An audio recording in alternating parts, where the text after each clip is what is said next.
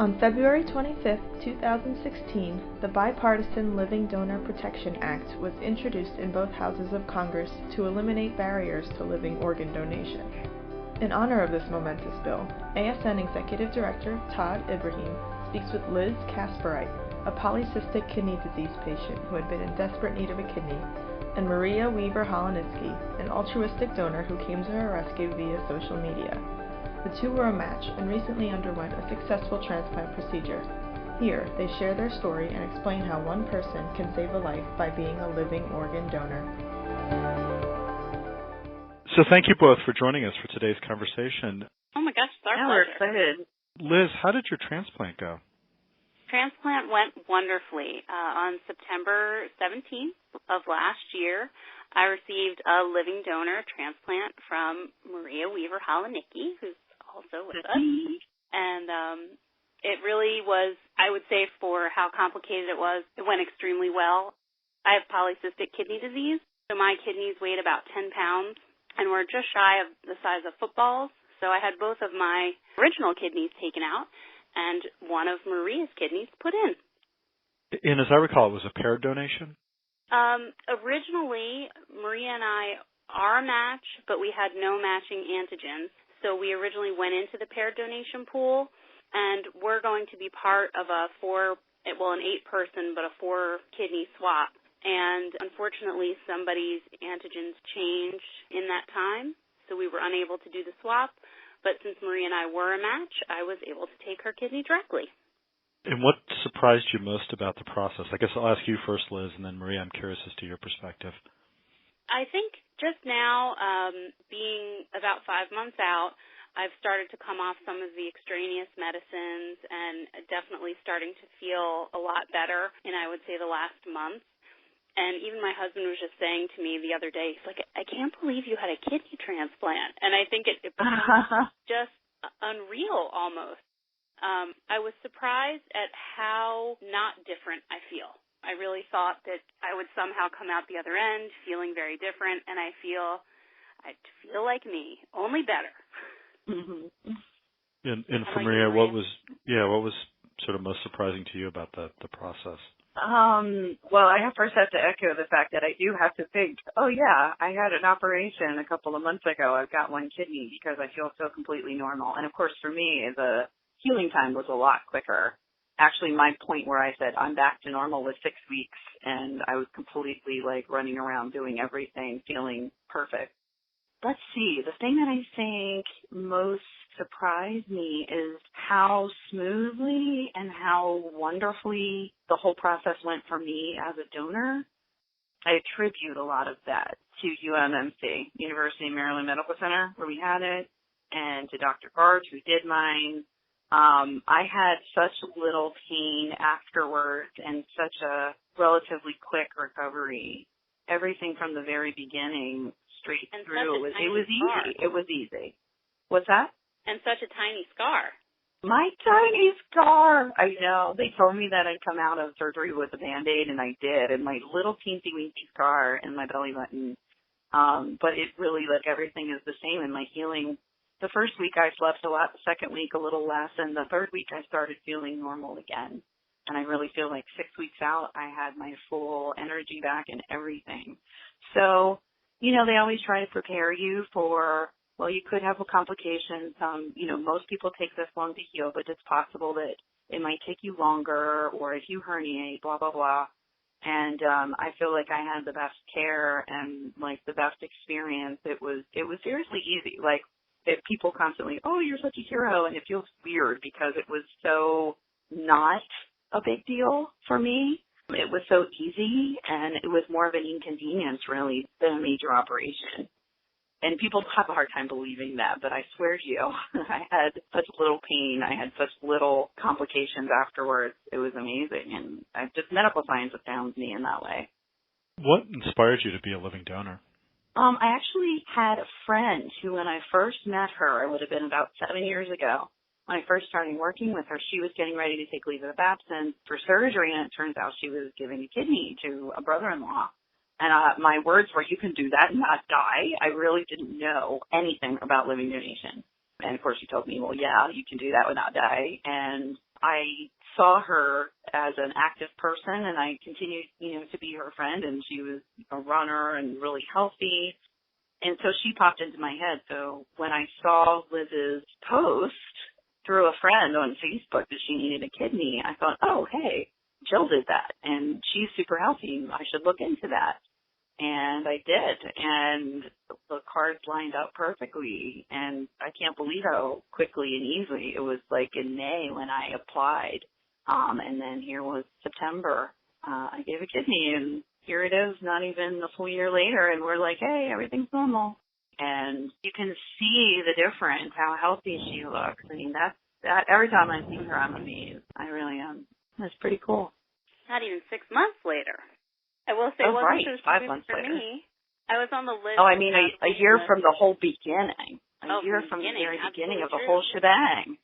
This time last year, I had no idea that I would be donating a kidney. I really didn't. And then May, it just popped up and was one of those things that I should look into, and then boom. I mean, and it's really changed my perspective. It's changed my life. I have this wonderful friend who I didn't know. I have this whole other family I didn't know.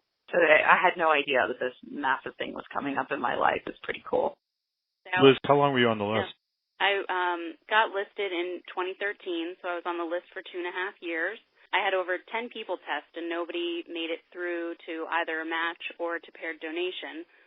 So by a year ago this time, I had had my fistula surgery in January to prepare for dialysis. And if Maria hadn't come along, the week of my transplant, I definitely would have started dialysis. I was down to 7% kidney function at that point and had already been not working for 2 years. She was dragging. Was a gift. She was a gift. It just really, everything worked out perfectly. And I guess that's a part of the story that's important for people to know, which is you did not know each other before you connected through social media. No.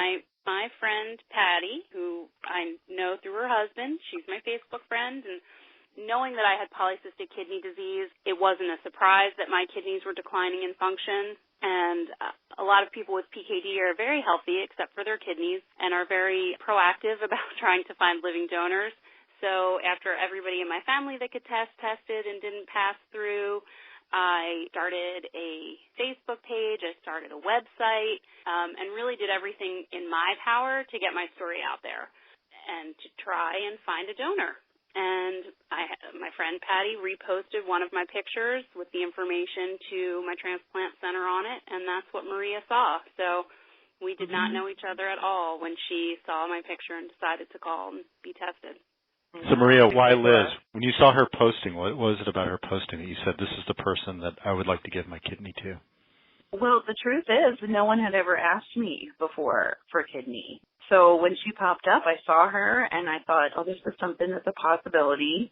And the other thing was that I saw a picture of her and her family and thought, this girl's just like me. She's in her early 40s, and she lives an hour away, and just like a normal person. And she was a mom with a kid as a teenager. And I thought, like, this person's just like me. And basically she asked, like, really, I had never been approached not being a part of the kidney community at all. Now I've seen a ton of them and wish I had more kidneys to give, frankly. But at the time, I don't know anybody who was on the list looking for a donation, and it popped up. There she was, and the timing was right. And I thought, well, what the heck, I may as well. And I probably won't be a match because that's how these things work, but we'll see. And wouldn't that be kind of neat if it did? And I started messaging her right away, like, hey, what's your blood type? Because I didn't know about the paired kidney exchange or anything. So that's another part. If when we get to talking about the Living Donor Act, the education of the public, I think, is super important because there are people like me who are healthy who have no clue that we can do this or just don't have the in.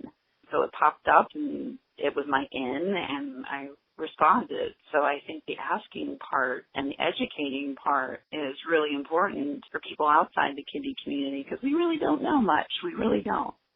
You'd mentioned the kidney community. And the three of us had spent a day on Capitol Hill on Kidney Community Advocacy Day before the transplant, advocating for the introduction of the Living Donor Act. And it was introduced in Congress, both the House and the Senate, last month. And Obviously, ASN is very excited about the legislation. The PKD Foundation is excited about the legislation. And I'd say every member of the community and the broader transplant community are thrilled it's been introduced and will advocate strongly for it to be passed this year. The legislation basically has three elements, and we can kind of work through those. The first element of the bill is really around prohibiting insurance companies and others from denying coverage for or charging higher premiums for people who are living donors. And so, I'm just wondering, Maria, from your perspective, how have you faced any of those issues? Has that been a challenge for you? Because that is, the first component of the bill. Right. I have not personally experienced that, but I've also not gone to attempt to get life insurance or long-term disability insurance since the transplant.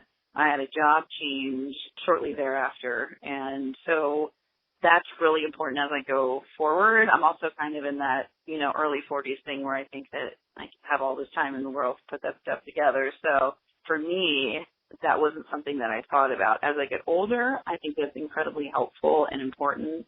I know for people who are more on top of it and also who are in their 40s, 50s, 60s, or just think about the future more planning financially, that's huge. There's a lot to kind of overcome as far as things people think happen to you when you give a kidney, and you get a lot of reaction from people who think you're removing your rib, that you put yourself at this major risk for kidney failure, all kinds of stuff. And then people also think, oh, okay, well, you won't be able to get this kind of insurance, or you're going to have this pre-existing condition. I think it's super important to any kind of obstacle that's out there we need to get rid of, because, we had 5,000 total transplants last year and 100,000 people. No, 17,000. Really? Oh, my goodness. Yeah. That's craziness. Yeah. Anyway, and with it being so, we've already gotten rid of the medical obstacles, By the way, I have to put a plug in there for a single incision laparoscopic, because that is my surgery that I also credit with my quick recovery, because I have the tiny little scar and extremely little openings for infection and all that.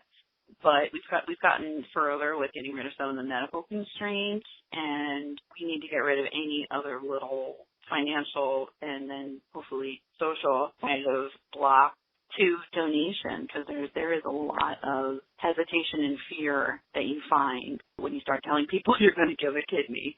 It's very interesting, the reactions you get.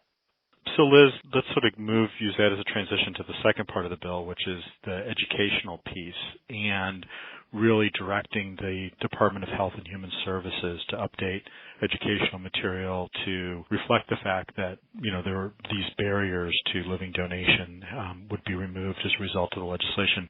From your perspective, what are some of the messages that you think we should use to educate the public about both the gift of the transplant but also being a living donor?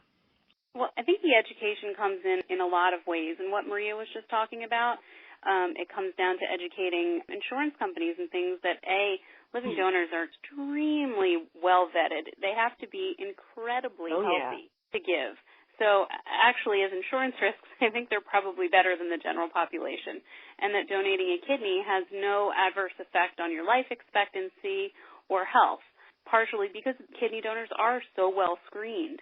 The other thing, we have a higher life expectancy. Yeah. The other thing that I think is really important about education is, like Maria said, she considered donation because she knew Jill. And that is what I think education really comes down to. If you don't know somebody who needs an organ, or if you don't know somebody who has personally donated one, it's not something that's even on most people's radar. And that's where I think the education part comes in. I wanted to tell them in Congress, if you just gave Maria and I train tickets, we could go around the country and get those extra 500 donors that we need to save Medicare up to $1 billion in the next 10 years. And then for my part for education is just for people knowing that a living donor kidney is expected to last twice as long as a deceased donor kidney. And getting people off the waiting list before they have to go on dialysis, it really increases quality of life. So there are all of those facets of education that are really important for people to know. So if they don't have a Jill like Maria did, they have some form of knowledge about this, that it's not a scary procedure anymore, and it's not as big and scary of a surgery as it used to be, even just 10 years ago. Mm-hmm. Yeah, that whole myth, wherever it came from, that it's harder on the donor than the recipient, still persists. And I've heard this from more than one donor since I've met other living donors.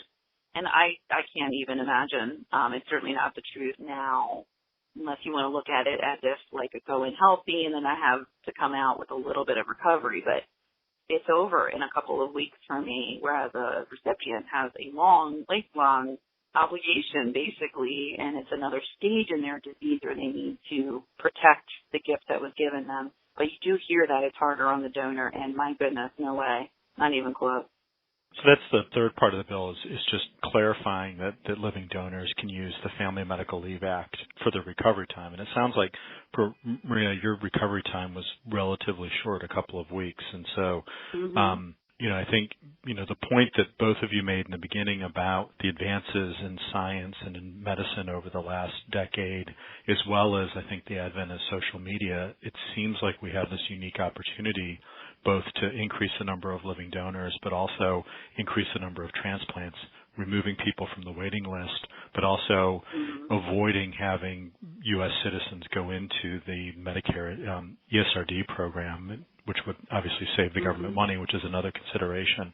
So it seems like this is a situation where everything's there's a harmonic confluence, if you will, of factors that are positive for everyone. I would say absolutely. Yeah, absolutely. And I know, Tod, one thing that three of us did talk about when we were in Congress right before the transplant was the Family Medical Leave Act. And that's, I think, one of the most important things about the Living Donor Protection Act. I think it's just kind of crazy that Maria, who was donating a kidney because she was not related to me, could not take FMLA to recover, yet my husband, who is a great guy, was able to take FMLA to take care of me after the transplant. So when I have to, go back to Maryland for breathing treatments or biopsies, he has taken FMLA leave for that intermittently. So that's definitely one thing that I think is really, really important about the Living Donor Act, because donors should be put up on a pedestal and given every opportunity to recover and not face losing their jobs or discrimination. Right. Yeah, and in my case, I wasn't in a heavy physical lifting job, so my recovery didn't keep me out very much because I wasn't required to lift for my job. However, we were talking to different people. Some people who work in construction, they need more like 6 weeks off at least because of the demands of their job.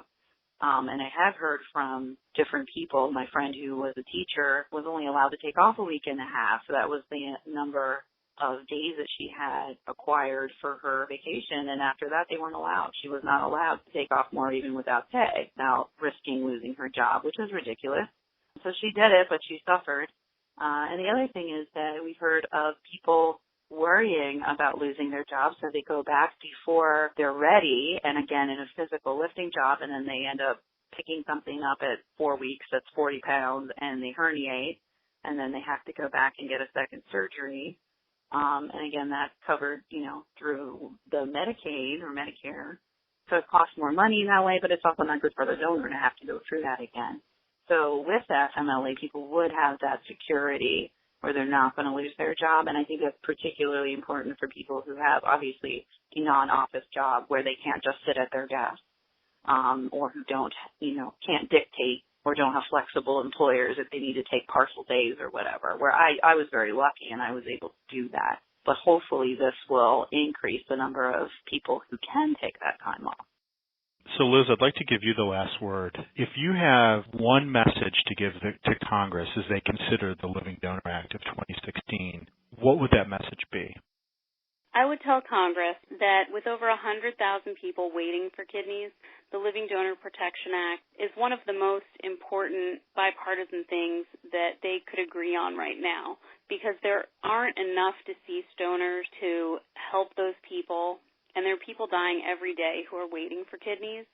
And increasing living donation not only saves money for our country, but it also provides a much better quality of life for those people who are waiting for kidneys than deceased donation can.